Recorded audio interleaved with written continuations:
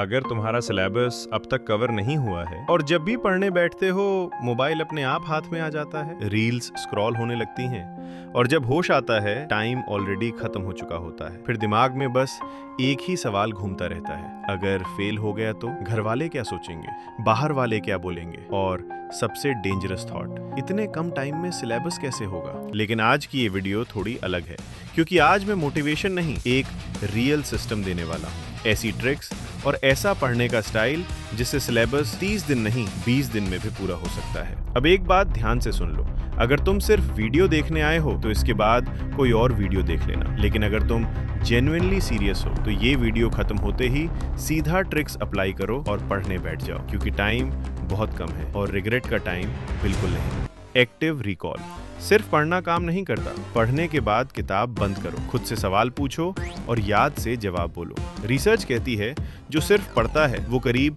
40% ही याद रखता है, लेकिन जो रिकॉल टेक्निक इस्तेमाल करता है वो 70 से 80% तक याद रखता है। स्पेस्ड रेपिटेशन, दिमाग भूलता है, ये नेचुरल है। हम पढ़ी हुई चीजों का करीब 70% 24 घंटे में भूल जाते हैं, इसलिए एक दिन बाद रिवाइज करो, फिर 3 दिन बाद और फिर 7 दिन बाद। यही है स्मार्ट रिवीजन। पोमोडोरो टेक्निक, 3 घंटे लगातार बैठकर पढ़ना स्मार्टनेस नहीं स्टुपिडिटी है। 25 मिनट फुल फोकस, फिर 5 मिनट का ब्रेक, क्योंकि दिमाग भी इंसान है, मशीन नहीं। राइटिंग प्लस टीचिंग, जो चीज तुम लिख कर किसी को समझा सकते हो वही चीज तुम एग्जाम में लिख पाते हो। पढ़ने के बाद मिरर के सामने खुद को समझाओ या किसी दोस्त को पढ़ा दो, तभी पता चलता है तुम्हें सच में समझ आया है या नहीं। अब तक बात थी पढ़ने के तरीके की, अब बारी है उन ट्रिक्स की जो सिलेबस को छोटा बना देती हैं।